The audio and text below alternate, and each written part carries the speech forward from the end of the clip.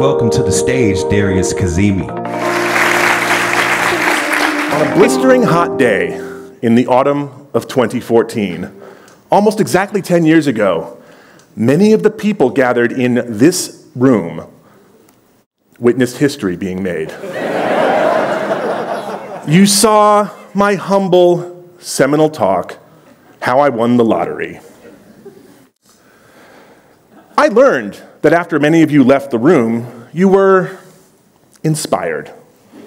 You laughed, you cried, and for the first time in your life, you questioned the very foundation of your reality. But we all know that my talk changed your lives. I'm here today to tell you how it changed my life too. Right after I got home from XOXO, my literary agent called me and said, "Darius, your message resonated. We have to capture this moment." And thus was born my 2015 New York Times best-selling book, The Art of Winning the Fucking Lottery. And that wasn't the end of it. As you know, I had a front row seat to the 2008 recession, where I saw the endless greed of Wall Street, and I thought it was time to give power back to the people. And in 2017, I did just that with my blockchain-powered lottery coin, which gave the common man the power to not just buy a lottery ticket, but to run his own lottery. And who could forget lottery apes? The only NFT where 1 in 100 is genuine, the other 99 guaranteed counterfeit. That's innovation. And I'm pleased to announce to you all, for the first time ever on stage here, my new nonprofit, the Lottery Foundation. Our vision is to lift the global South out of poverty by using AI to bring the lottery to 1,000 villages by 2030.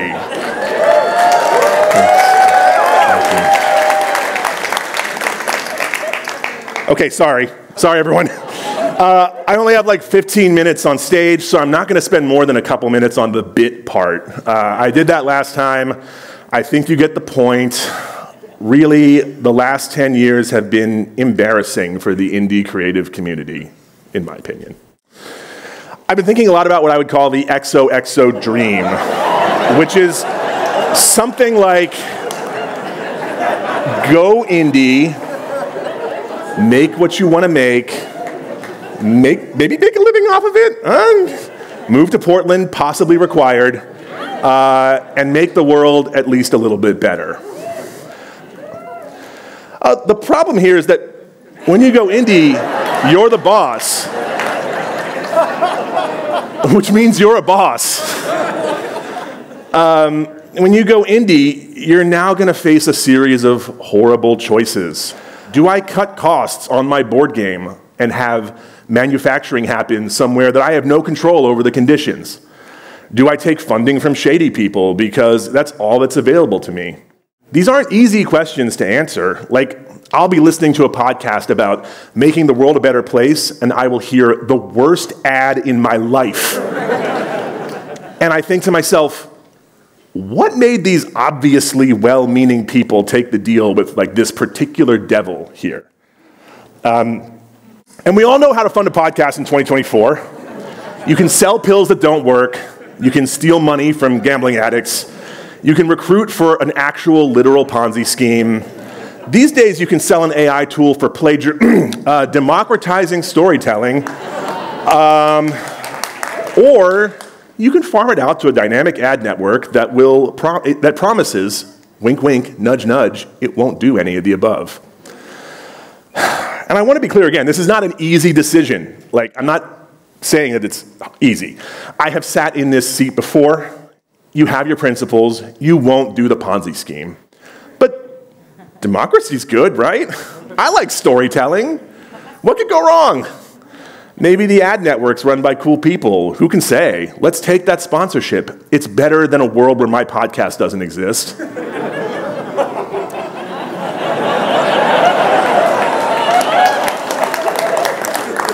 There's other options. You can wait for a good funder. This literally may never happen.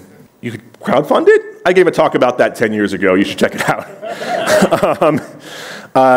And you know, they're bad choices, and I'm not immune to them either. Like, I know about them because I experienced them firsthand. In 2014, I gave my lottery talk here. In 2015, my husband and I decided to go indie. We started a worker-owned tech cooperative. We moved to Portland, and we lived the XOXO dream. But how could we afford to go indie? We became landlords. Not the super evil kind of landlords, right? We charged under market rate. We took good care of the property. We were responsive to the needs of our tenant. We even ended up selling the house to the tenant, and we're not landlords anymore. This let us do things like put out cool projects and do open source work and help a bunch of people start their own worker-owned tech cooperatives. We still did that. It was necessary, I guess, but it's just something that we have to be honest about. I don't think that we're bad people for doing this stuff, and I mean this in like the global we. But one of the things that happens when we go indie is we get plugged directly into some really fucked up systems. It feels like becoming indie just kind of shifts around who gets the short end of the stick, because as fans of the XOXO favorite podcast, You're Wrong About No, it was capitalism all along. I ask myself all the time, like, what's the way forward here? 10 years ago when I stood on this stage, my whole deal was I was a guy who made cool stuff and made it prolifically. I used to make something like one new project a week and put it out on the internet.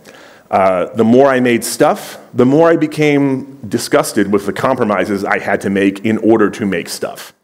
My main deal was making fun and inventive projects on Twitter, but by 2018, it seemed pretty clear that Twitter was a sinking ship.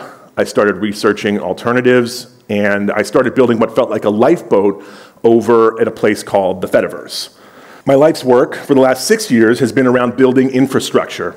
I try to do the political and technical work of protocol development. I wrote a popular guide for people who want to get their communities out of big social media sites, and I somewhat sporadically maintain social media software that about 6,000 people use across 100 small communities. Just this week, fellow XOXO speaker Aaron Kisane and I put out a 40,000-word ethnographic research paper on how governance happens in the Fediverse. We did this as indies, not attached to any universities or companies, while living in Oregon, which makes this probably the most XOXO research paper ever written.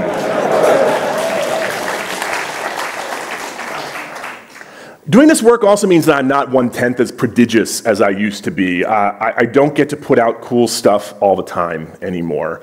I do this work slowly, mostly unpaid, and in my spare time. And I've had a day job for a lot of these last years too. I've been building a family, raising kids, and trying to be active in that and not just be like the dude with the career while everyone else does domestic work. And I don't get the one project a week dopamine rush that I used to. I work on this stuff because it helps me sleep at night when I'm lying there thinking about the terrifying future ahead for humanity. None of this work is going to mitigate climate change. None of this is going to stop a pandemic or a genocide. Mostly I'm trying to build systems that fight back against the systems that make the internet toxic and horrifying. If I do it while I'm indie, great. If I do it while I'm not indie, also great. The important thing is I do it while I'm keeping my values in view, and I'm being honest about the compromises that I'm making.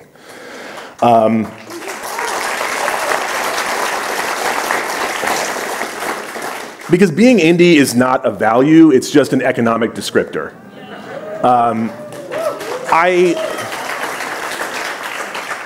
Again, I don't have answers for anyone. I don't know how to stop the forces that coerce us into betraying our values. I don't know how to make any of this hard work fun. But I wanted to be at least a little honest with you all about how things have been going for me. And I guess if I have to leave you with a parting gift at this very last XOXO festival, it's this to remember. It's 2024. The XOXO dream is dead. Long live the XOXO dream. Let's figure out what's next. Thanks.